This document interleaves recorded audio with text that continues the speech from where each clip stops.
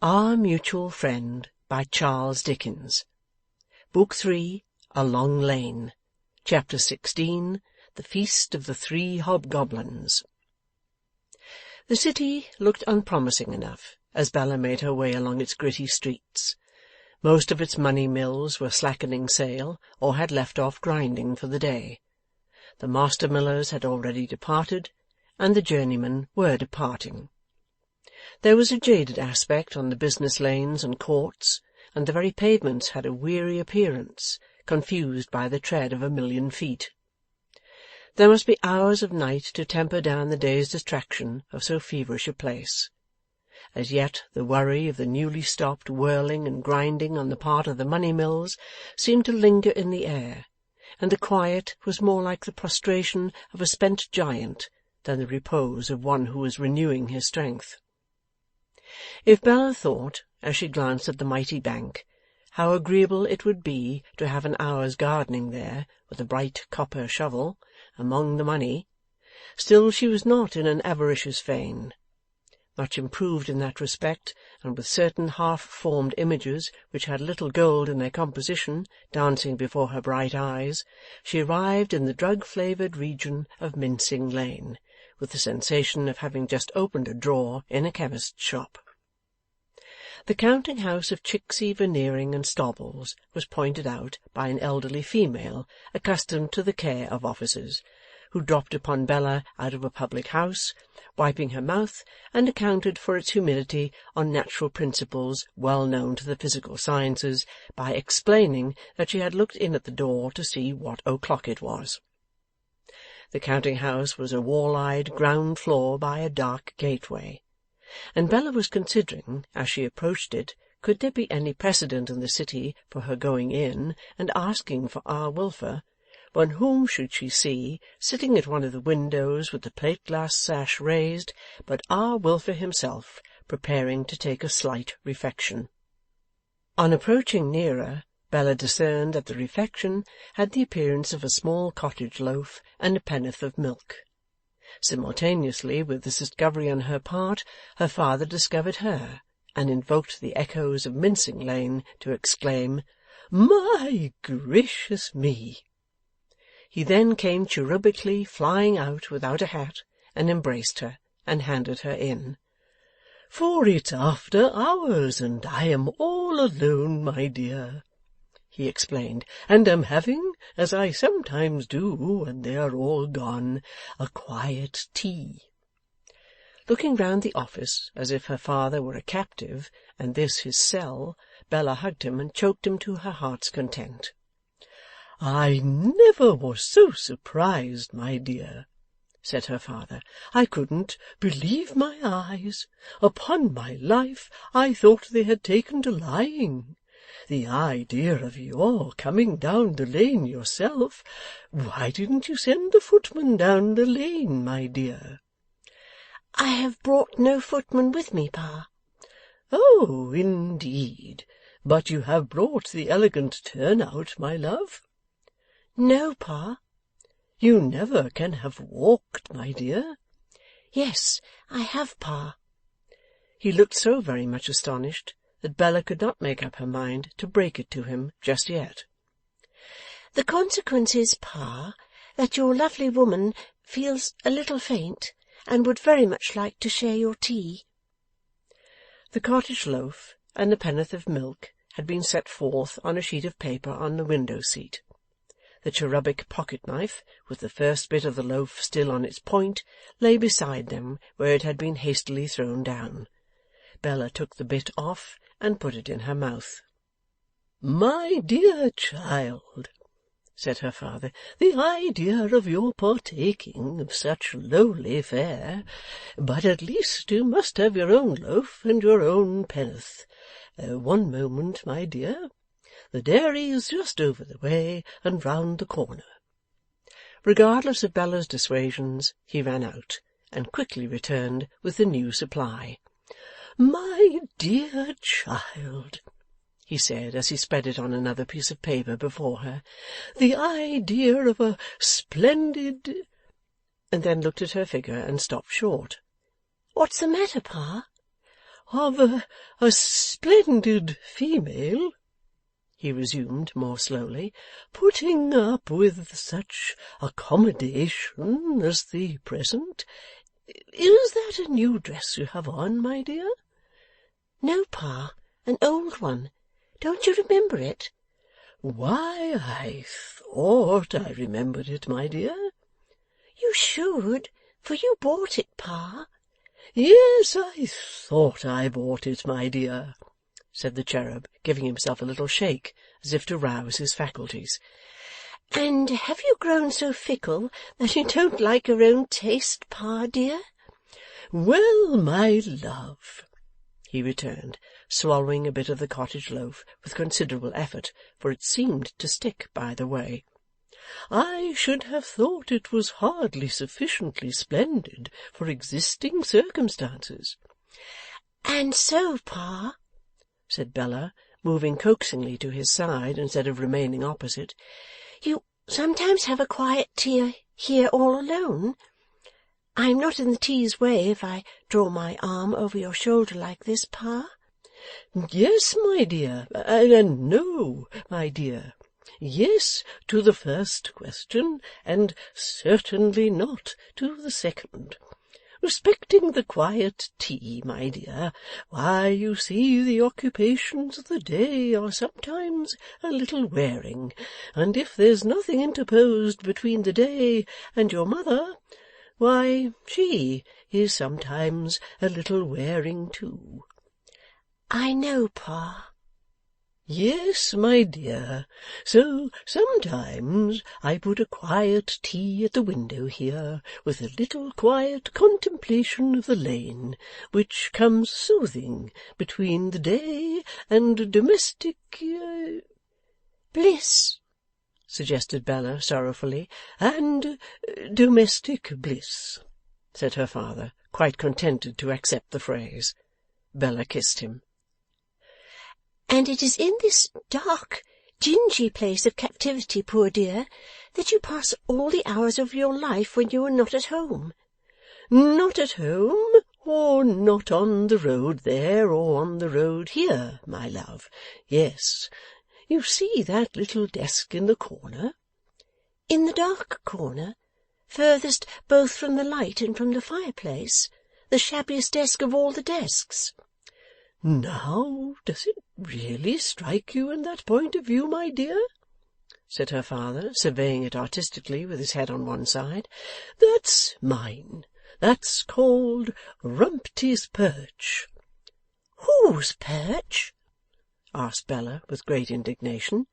'Rumty's. You see, being rather high and up 2 steps, they call it a perch, and they call me Rumty.' 'How dare they!' exclaimed Bella. 'They're playful, Bella, my dear, they're playful. They're more or less younger than I am, and they're playful. What does it matter? It might be surly, or sulky, or 50 disagreeable things that I really shouldn't like to be considered. But Rumty, law, why not Rumty?' To inflict a heavy disappointment on this sweet nature, which had been, through all her caprices, the object of her recognition, love, and admiration from infancy, Bella felt to be the hardest task of her hard day. I should have done better, she thought, to tell him at first. I should have done better to tell him just now, when he had some slight misgiving. He is quite happy again, and I shall make him wretched. He was falling back on his loaf and milk, with the pleasantest composure, and Bella stealing her arm a little closer about him, and at the same time sticking up his hair with an irresistible propensity to play with him, founded on the habit of her whole life, had prepared herself to say, 'Pa, dear, don't be cast down, but I must tell you something disagreeable,' when he interrupted her in an unlooked-for manner. 'My gracious me!'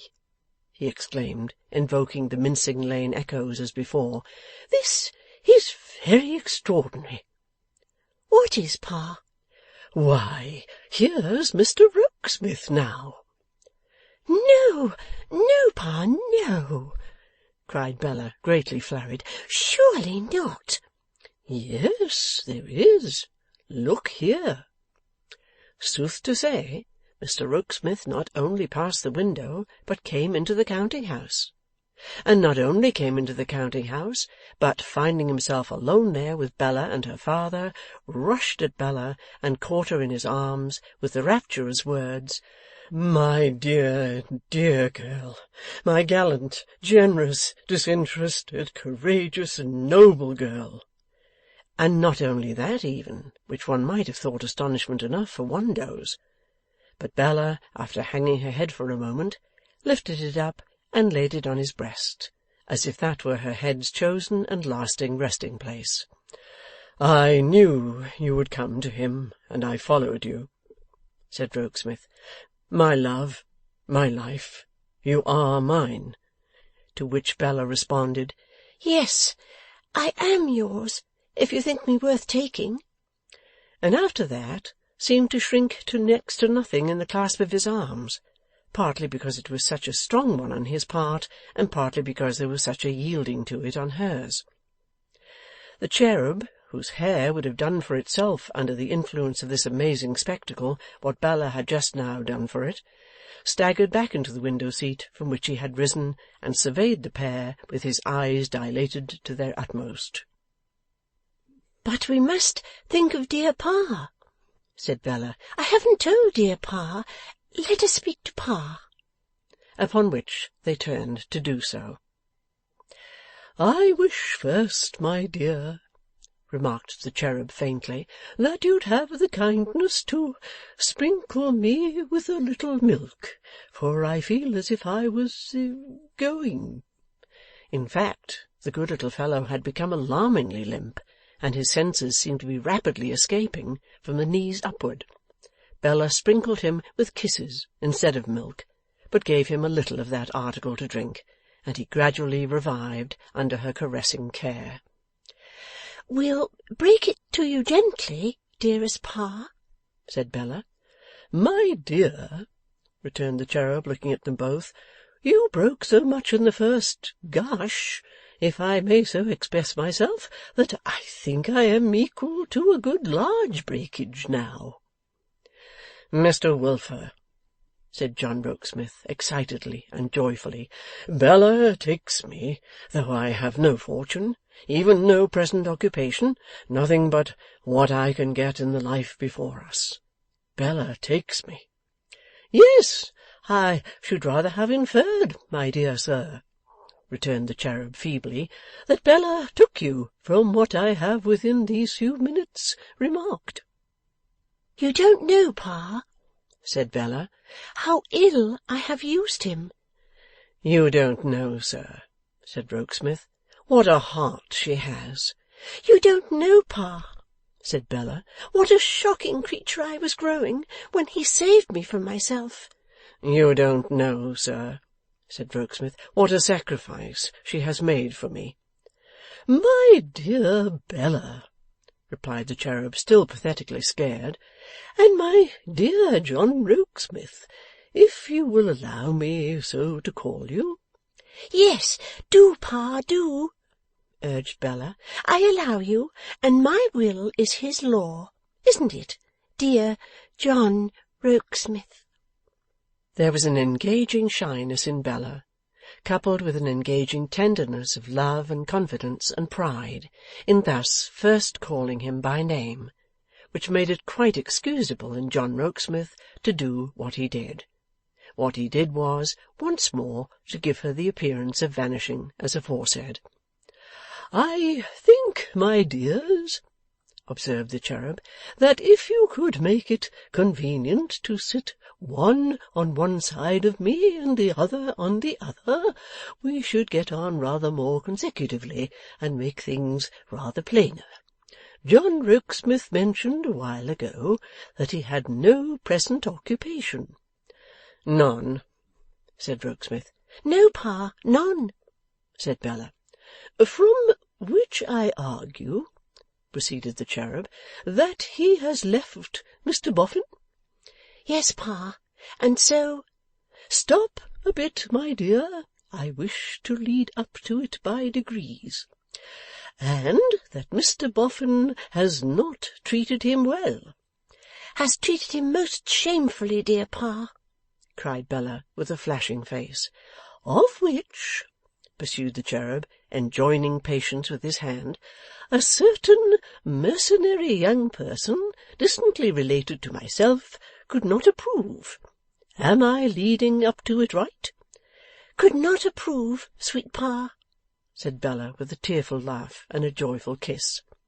Upon which, pursued the cherub, the certain mercenary young person, distantly related to myself, having previously observed and mentioned to myself that prosperity was spoiling Mr. Boffin, felt that she must not sell her sense of what was right and what was wrong, and what was true and what was false, and what was just and what was unjust, for any price that could be paid to her by any one alive. Am I leading up to it right? With another tearful laugh, Bella joyfully kissed him again.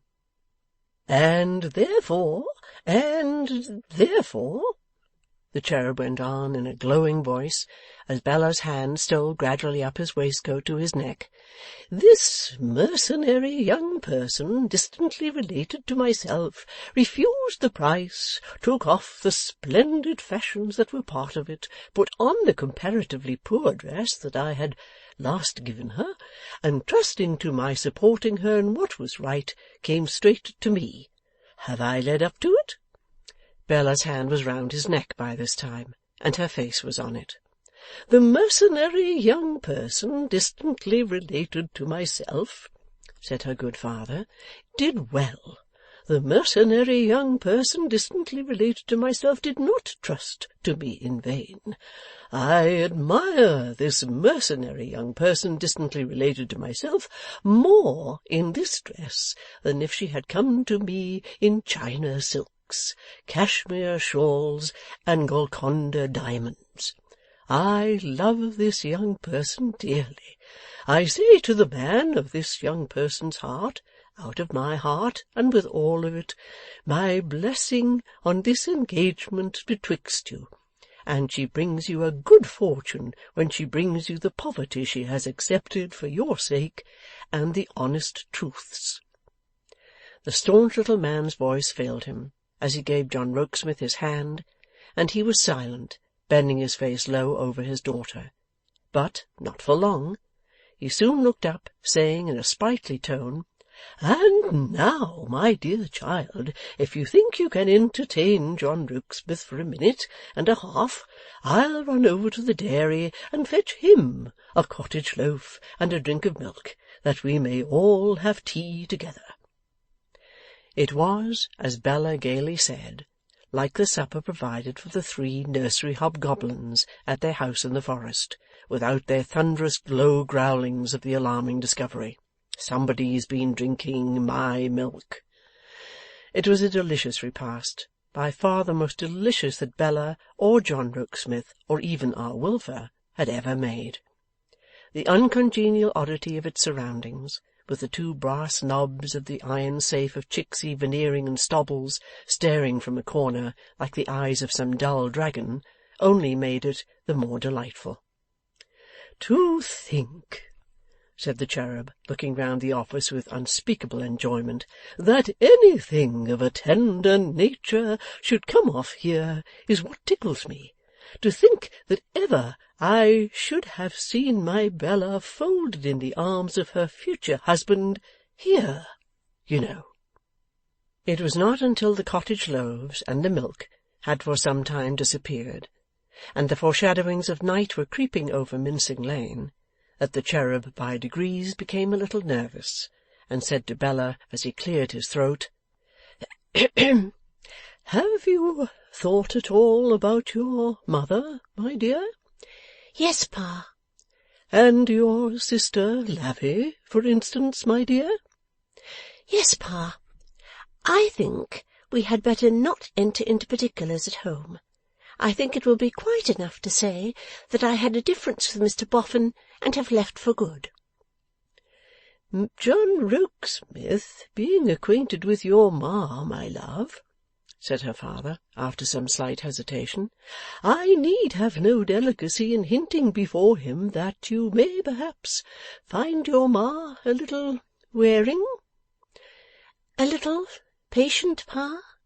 said Bella, with a tuneful laugh, the tunefuller for being so loving in its tone. 'Well, we'll say, strictly in confidence among ourselves, wearing. We won't qualify it,' the cherub stoutly admitted, 'and your sister's temper is wearing.' 'I don't mind, Pa.' 'And you must prepare yourself, you know, my precious,' said her father, with much gentleness, 'for our looking very poor and meagre at home, and being at the best but very uncomfortable after Mr Boffin's house.' 'I don't mind, Pa. I could bear much harder trials for John.' The closing words were not so softly and blushingly said, but that John heard them, and showed that he heard them by again assisting Bella to another of those mysterious disappearances. 'Well,' said the cherub gaily, and not expressing disapproval, 'when you come back from retirement, my love, and reappear on the surface, I think it will be time to lock up and go.' If the counting-house of Chicksey, Veneering, and Stobbles had ever been shut up by three happier people, glad as most people were to shut it up, they must have been superlatively happy indeed. But first Bella mounted upon Rumty's perch, and said, 'Show me what you do here all day long, dear Pa. Do you write like this?' laying her round cheek upon her plump left arm, and losing sight of her pen in waves of hair in a highly unbusinesslike manner, though John Rokesmith seemed to like it. So the three hobgoblins, having effaced all traces of their feast, and swept up the crumbs, came out of Mincing Lane to walk to Holloway. And if two of the hobgoblins didn't wish the distance twice as long as it was, the third hobgoblin was much mistaken.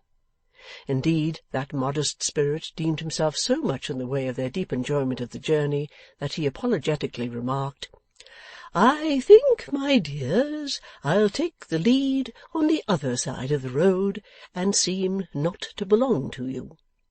Which he did, cherubically strewing the path with smiles in the absence of flowers. It was almost 10 o'clock when they stopped within view of Wilfer Castle, and then, the spot being quiet and deserted, Bella began a series of disappearances which threatened to last all night. 'I think, John,' the cherub hinted at last, 'that if you can spare me the young person distantly related to myself, I'll take her in.' 'I can't spare her,' answered John, 'but I must lend her to you. My darling!' A word of magic which caused Bella instantly to disappear again. 'Now, dearest Pa,' said Bella, when she became visible, 'put your hand in mine, and we'll run home as fast as ever we can run, and get it over.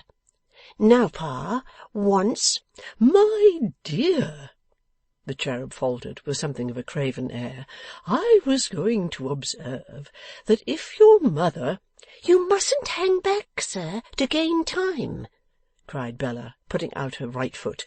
'Do you see that, sir? That's the mark. Come up to the mark, sir. Once, twice, 3 times, and away, Pa!' Off she skimmed, bearing the cherub along, nor ever stopped, nor suffered him to stop, until she had pulled at the bell. 'Now, dear Pa,' said Bella, taking him by both ears as if he were a pitcher, and conveying his face to her rosy lips, 'we are in for it.' Miss Lavvy came out to open the gate, waited on by that attentive cavalier and friend of the family, Mr George Sampson. 'Why, it's never Bella!' exclaimed Miss Lavvy, starting back at the sight, and then bawled, 'Ma, here's Bella!'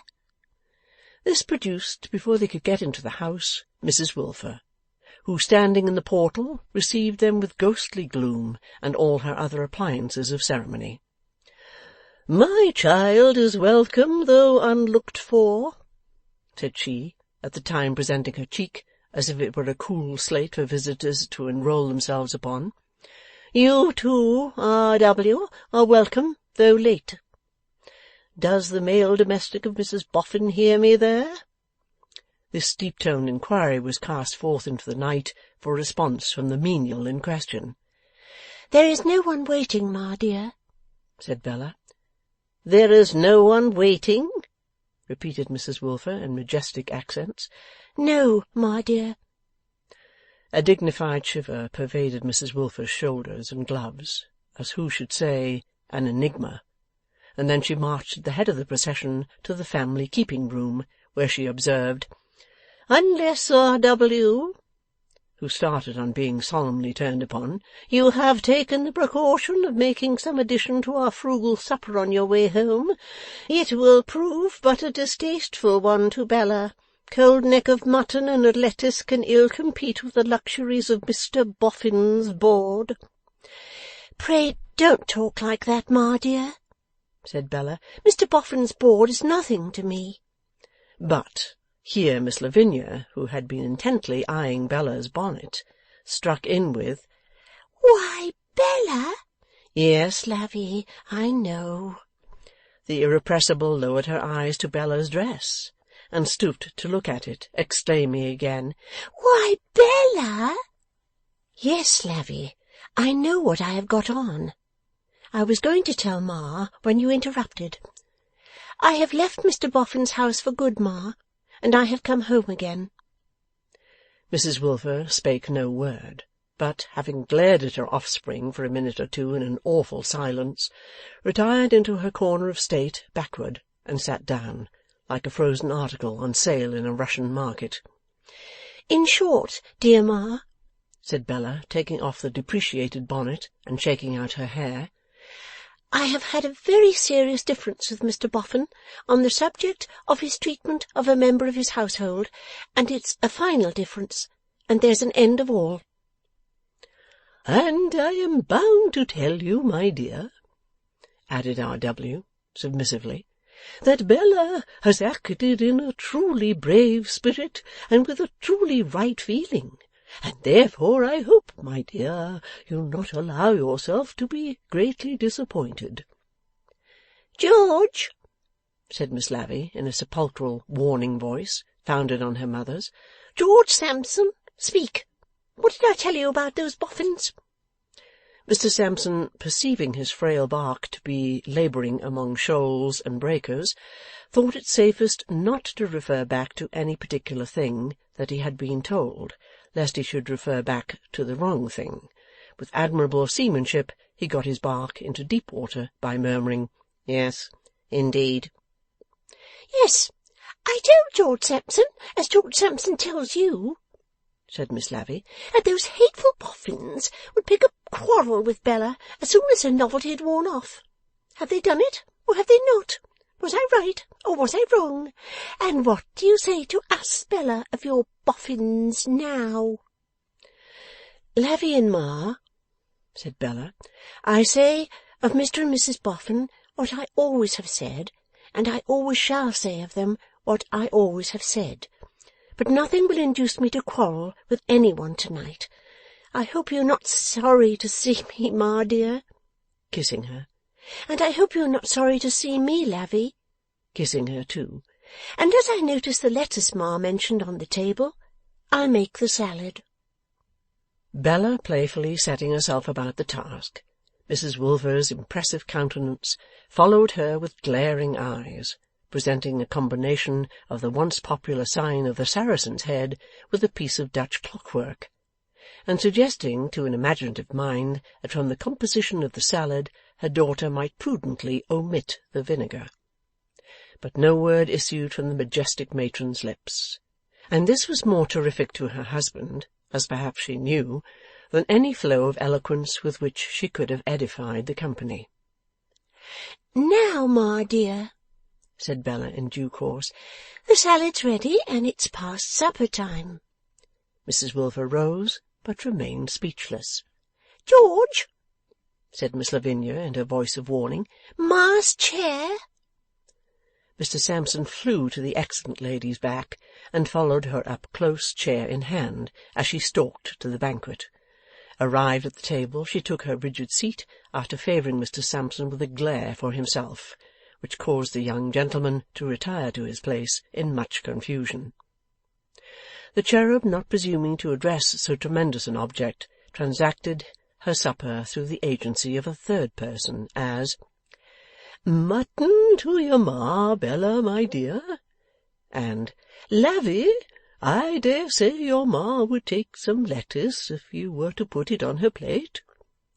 Mrs Wilfer's manner of receiving those viands was marked by petrified absence of mind, in which state, likewise, she partook of them, occasionally laying down her knife and fork, as saying within her own spirit, "What is this I am doing?" and glaring at one or other of the party, as if in indignant search of information.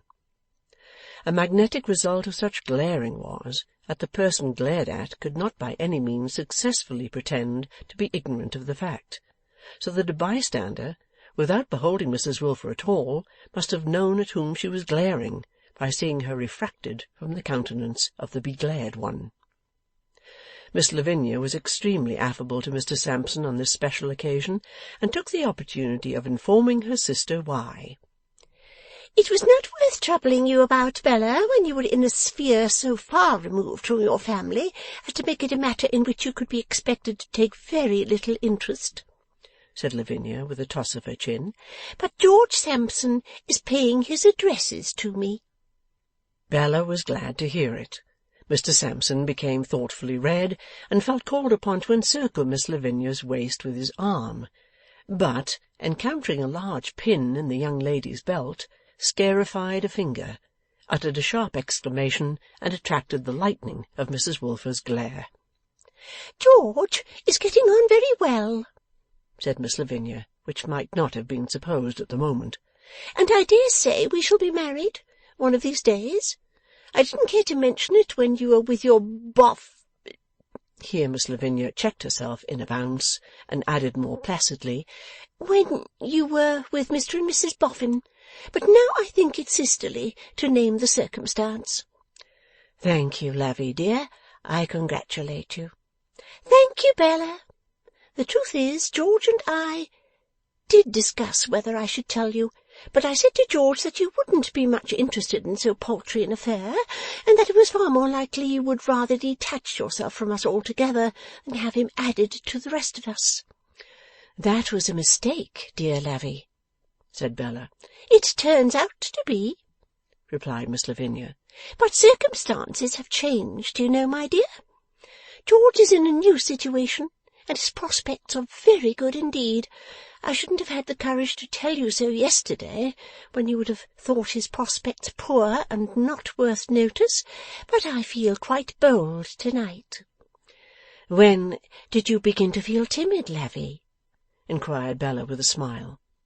"I didn't say that I ever felt timid, Bella," replied the irrepressible, "but perhaps I might have said, if I had not been restrained by delicacy towards a sister's feelings, that I have for some time felt independent. Too independent, my dear, to subject myself to have my intended match — you'll prick yourself again, George — looked down upon. It is not that I could have blamed you for looking down upon it when you were looking up to a rich and great match, Bella. It is only that I was independent."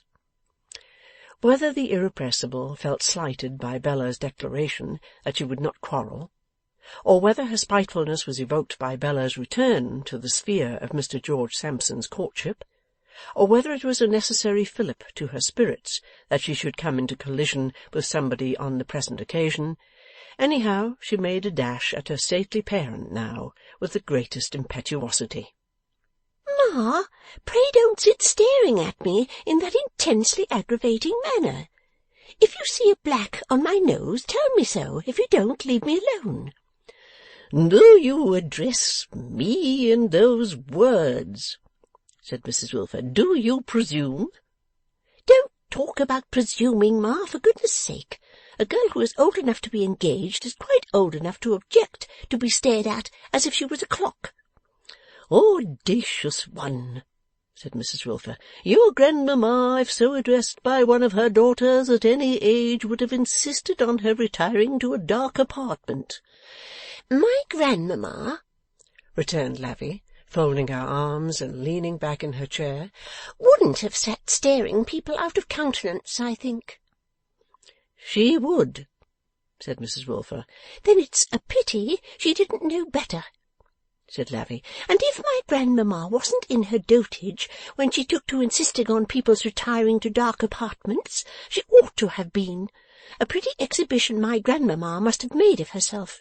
I wonder whether she ever insisted on people's retiring into the Ball of St. Paul's, and if she did, how she got them there." "Silence!" proclaimed Mrs. Wilfer. "I command silence." "I have not the slightest intention of being silent, Ma," returned Lavinia coolly, "but quite the contrary. I'm not going to be eyed as if I had come from the Boffins and sit silent under it. I'm not going to have George Sampson eyed as if he had come from the Boffins and sit silent under it.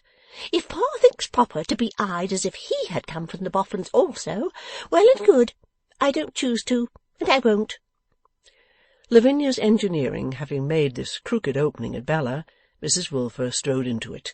"You rebellious girl, you mutinous child, tell me this, Lavinia. If in violation of your mother's sentiments you had condescended to allow yourself to be patronized by the Boffins, and if you had come from those halls of slavery—" "That's mere nonsense, Ma," said Lavinia. "How?" exclaimed Mrs. Wilfer with sublime severity.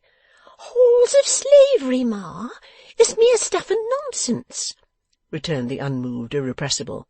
"I say, presumptuous child, if you had come from the neighbourhood of Portland Place, bending under the yoke of patronage and attended by its domestics in glittering garb to visit me, do you think my deep-seated feelings could have been expressed in looks?" "All I think about it is," returned Lavinia, "that I should wish them expressed to the right person." "And if," pursued her mother, "if making light of my warnings that the face of Mrs. Boffin alone was a face teeming with evil, you had clung to Mrs. Boffin instead of to me, and had after all come home rejected by Mrs. Boffin, trampled underfoot by Mrs. Boffin, and cast out by Mrs. Boffin, do you think my feelings could have been expressed in looks?" Lavinia was about replying to her honoured parent that she might as well have dispensed with her looks altogether then, when Bella rose and said, "Good night, dear Ma. I have had a tiring day, and I'll go to bed." This broke up the agreeable party.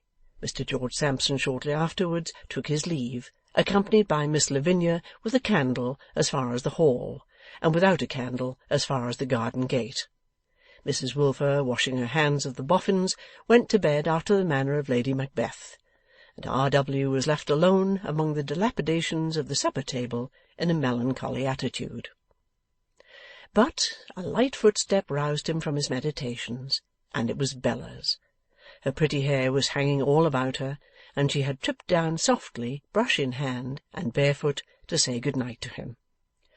"My dear, you most unquestionably are a lovely woman," said the cherub, taking up a tress in his hand. "Look here, sir," said Bella, "when your lovely woman marries, you shall have that piece if you like, and she'll make you a chain of it. Would you prize that remembrance of the dear creature?" "Yes, my precious." "Then you shall have it if you're good, sir. I am very, very sorry, dearest Pa, to have brought home all this trouble." "My pet," returned her father, in the simplest good faith, "don't make yourself uneasy about that. It really is not worth mentioning, because things at home would have taken pretty much the same turn anyway. If your mother and sister don't find one subject to get at times a little wearing on, they find another. We're never out of a wearing subject, my dear, I assure you. I'm afraid you find your old room with Lavvy dreadfully inconvenient, Bella?" "No, I don't, Pa. I don't mind." Why don't I mind, do you think, Pa? Well, my child, you used to complain of it when it wasn't such a contrast as it must be now. Upon my word, I can only answer, because you are so much improved. No, Pa, because I am so thankful and so happy. Here she choked him until her long hair made him sneeze, and then she laughed until she made him laugh, and then she choked him again, that they might not be overheard. Listen, sir, said Bella. Your lovely woman was told her fortune to-night on her way home. It won't be a large fortune, because if the lovely woman's intended gets a certain appointment that he hopes to get soon, she will marry on £150 a year. But that's at first, and even if it should never be more, the lovely woman will make it quite enough. But that's not all, sir. In the fortune there's a certain fair man, a little man, the fortune-teller said, who, it seems, will always find himself near the lovely woman, and will always have kept, expressly for him, such a peaceful corner in the lovely woman's little house as never was. Tell me the name of that man, sir. Is he a knave in the pack of cards? Inquired the cherub, with a twinkle in his eyes. Yes, cried Bella, in high glee, choking him again. He's the knave of Wilfers. Dear Pa, the lovely woman means to look forward to this fortune that has been told for her, so delightfully, and to cause it to make her a much better lovely woman than she ever has been yet. What the little fair man is expected to do, sir, is to look forward to it also by saying to himself, when he is in danger of being over-worried, I see land at last. I see land at last, repeated her father. There's a dear knave of Wilfers, exclaimed Bella, then putting out her small white bare foot. That's the mark, sir. Come to the mark. Put your boot against it. We keep to it together, mind. Now, sir, you may kiss the lovely woman before she runs away, so thankful and so happy. Oh, yes, fair little man, so thankful and so happy. End of Book 3, Chapter 16.